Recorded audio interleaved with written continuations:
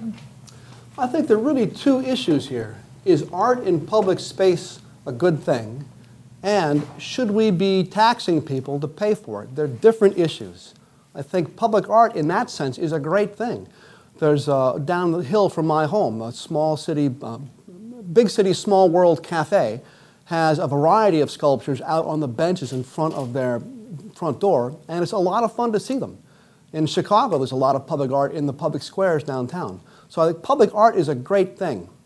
When we are reducing the city workforce, when we are cutting people's salaries, when we claim there's no money for the police department, when we can't fix the stadium bridge, and when we have a fire station closed, I'm not sure that spending public money on art is the correct use of our monies at this moment in time.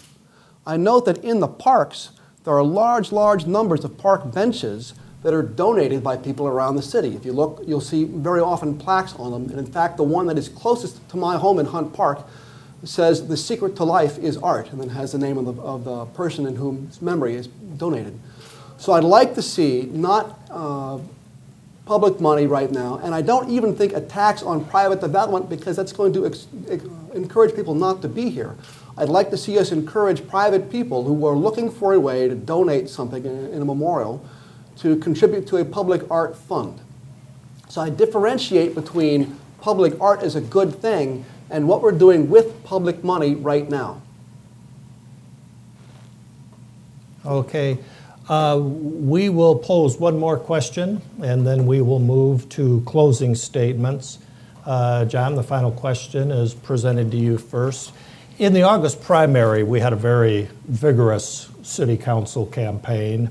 The challengers had a number of messages, and one of the messages they repeated was that city government doesn't have a revenue problem, it has a spending problem.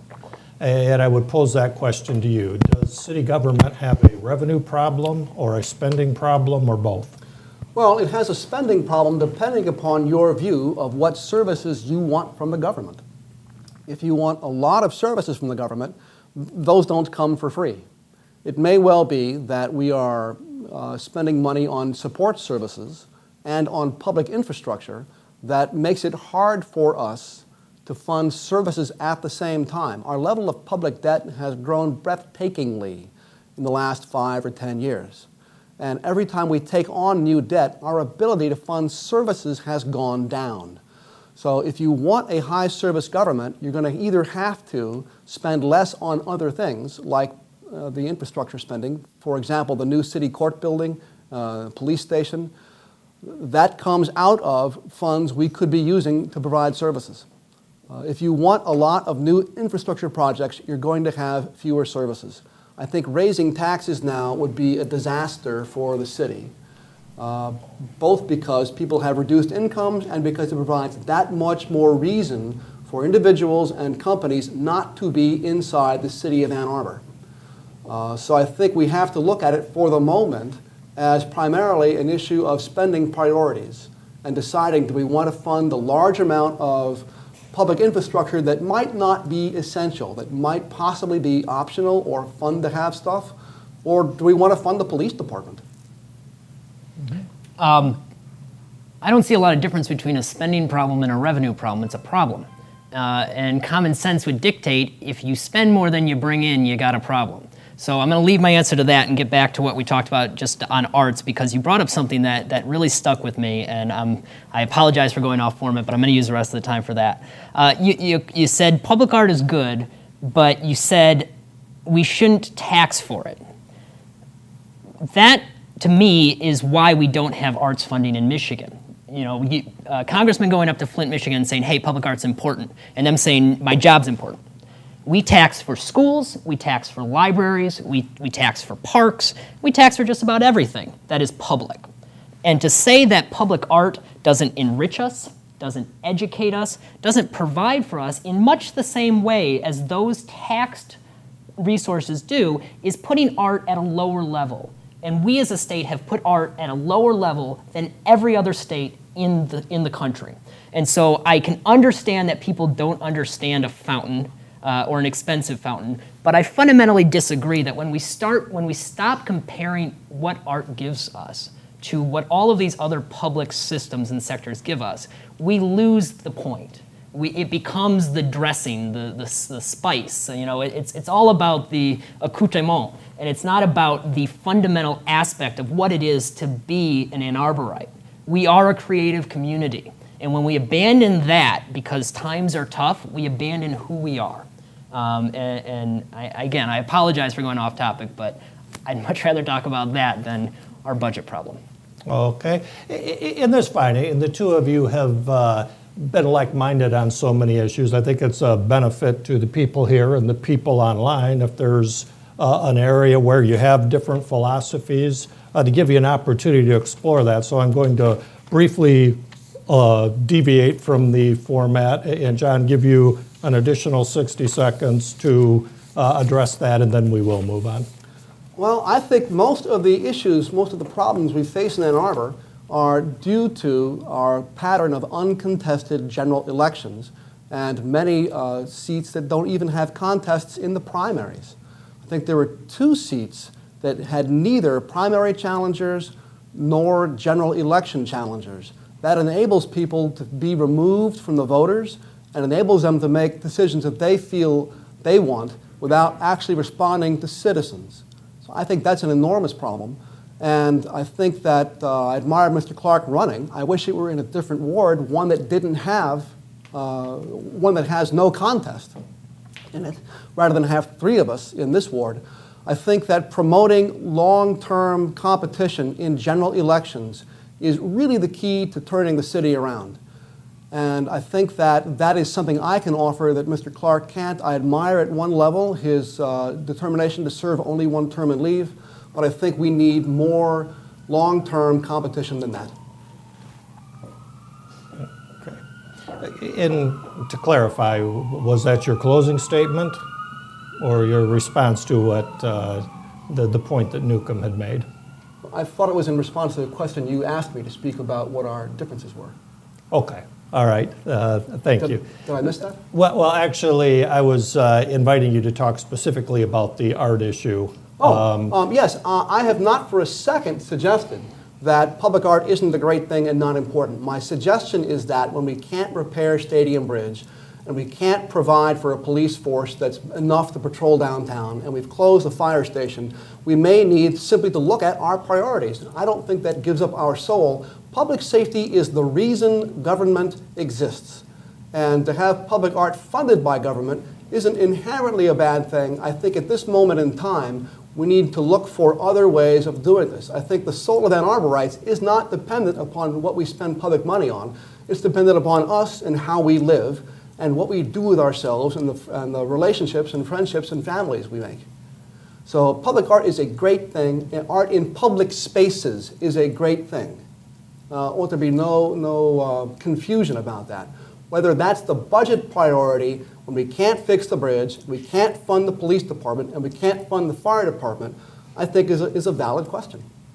Okay, thank you. So let's move into the closing statements then. Newcombe went first in the opening statements, so John, I would ask you to go first in the closing statements. Sure. Well, I'd like to thank you all for tuning into this. I'd like to thank AnnArbor.com for hosting this, and I really do want to thank Newcombe Clark for being here. Not everybody in this race in the 5th Ward has chosen to come and put themselves before you, and I think that's sad. I think that, as I mentioned to Mr. Deering, that most of the issues in our city that are problematic relate fundamentally to the lack of political competition we have. Not that our issues are necessarily partisan, but that the lack of ideas and public accountability we have from uncontested elections is at the root of most of the things that make many people unhappy. And I think the solution to that is to allow a space for all the elections to be contested. If we had nonpartisan elections where we had the 2 top vote getters in August of whatever party face off in November, I could live with that. Right today, that's not the system we have. So we have to have partisan elections, which means we have to have more than one party. if you wish to have a government that's more responsive than North Korea's. And running as a Republican, my concerns are local to Ann Arbor. I don't know what to do in Iraq either, but I'd like to see City Hall become under a little more control. I'd like to see the reestablishment of contested general elections in Ann Arbor. Thank you. Newcombe? Well, and thank you again to you for moderating, for AnnArbor.com for hosting, for ICON providing the great streaming services, and those that came out in person and those that are watching at home. I do want to point out that for those of you that think electing me doesn't elect another Democrat, you might be surprised. But I do fundamentally respect and agree with John's position that November is the election. It should be the election. It's when the majority of our citizens vote, and frankly, it's where the conversation should be had. So I would love to see nonpartisan elections for our city. I do think the lack of competition has created a dynamic where even competent leaders are so worried about the few people that do vote in the primary, they are so afraid of taking risks. Well, taking risks is how you get big results, and I don't think we've seen big results. I think we've seen a steady decline and an inability to respond to what has been a very quick and pronounced downturn in our economy.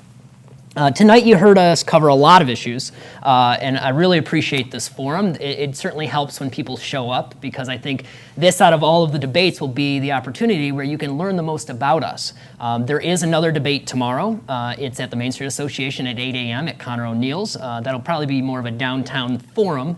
Not a lot of questions, but we'll be there. And I do want you to take away from this that these aren't difficult concepts to grasp. Common sense when it comes to budget isn't that difficult. Best practices with a livable city, it's been done. Unfortunately, we're not doing the things that we probably should be doing. And I would hope that as you go into November 2nd, you remember to vote. And hopefully I could be honored to get your vote. For further information about anything that I may not have covered tonight, please go to my website, www.nuke5th, that's NUKETHE5TH.org, and hopefully we'll see you at the next debate. Okay. Well, thank you again to both of the candidates for coming this evening to give us your thoughts, and to the thoughtful and respectful consideration you've given each other and to the issues. Thanks to those of you who came this evening to join us here, and those of you who joined us online. This is the first candidate forum that we have hosted of this sort. It will not be the last. Good. We appreciate it. We thank you, and good evening.